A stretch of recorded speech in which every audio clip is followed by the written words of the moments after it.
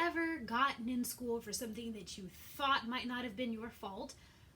Or maybe it was your fault. Maybe you said something at lunch you weren't supposed to say.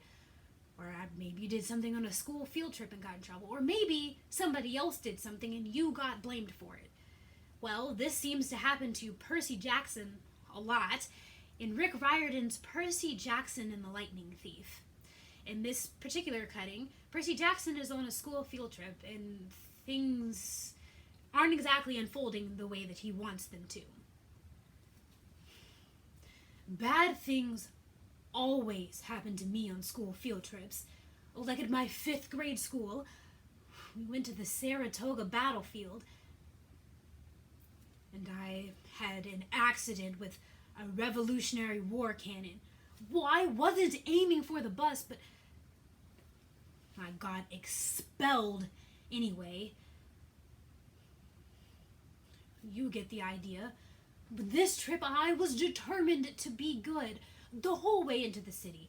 I put up with Nancy Bobofit, freckly, red-headed kleptomaniac girl, hitting my best friend Grover in the back of the head with wads of a peanut butter and ketchup sandwich. Grover was an easy target. He was scrawny. He cried when he got frustrated. And he must have been held back several grades because he was the only 6th grader with acne and the start of a wispy beard on his chin. And on top of all of that, he was crippled. And Nancy knew that I couldn't do anything back to her.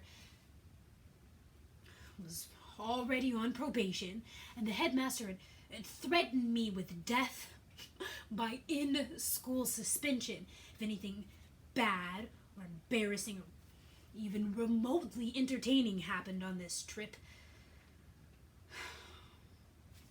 Or any... And she knew I couldn't do anything back to her. "I'm going to kill her," I mumbled. Grover tried to calm me down. It's okay. I like peanut butter. Oh, that's it. You're already on probation.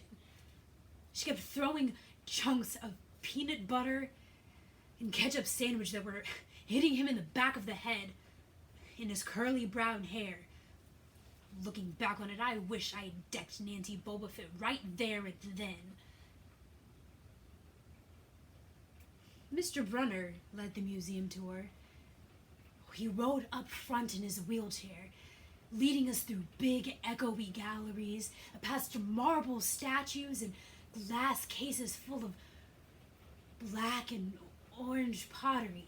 It blew my mind that this stuff had survived for 2,000 or 3,000 years. I was trying to listen to what he had to say because it was kind of interesting, but everybody was talking, and every time I told the other students to be quiet, Mrs. Dodds, the other teacher chaperone, gave me the evil eye. From her first day, Mrs. Dodds figured that Nancy Bobofit was great and figured me for double spawn. You know, one time after she kept me late and made me erase answers out of old textbooks past midnight, well, I told Grover that I didn't think Mrs. Dodds was human. And he looked at me, real serious, and said, "You're absolutely right." Finally, Nancy Bobofit snickered, and I turned to her and said, "Will you shut up?" It came out louder than I meant it to, and everybody laughed. Mr. Brunner stopped his story. "Mr. Jackson, do you have a comment?" No, sir." "Perhaps then you could tell us what this picture represents." That's Kronos eating his kids, right?" "Yes." And he did this because Kronos was the king god,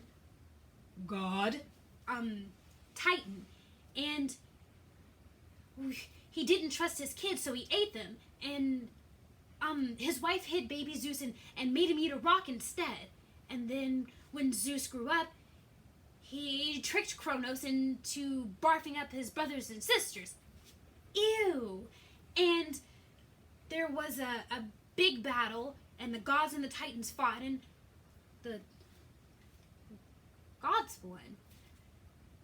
Yes.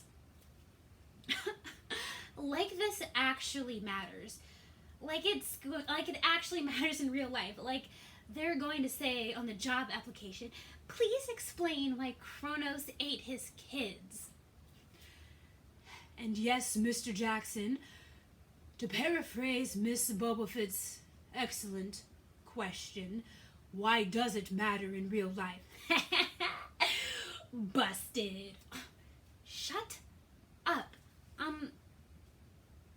I don't know, sir. Well, I see. Half credit, Mr. Jackson. But yes, Zeus did indeed feed his father a mixture of mustard and wine, which caused him to disengorge his other children, who, being immortal gods, were growing up undigested in his stomach. And there was a battle, and his children cut him up with his own scythe and scattered his pieces across Tartarus, the darkest part of the underworld. And on that happy note, it's time for lunch.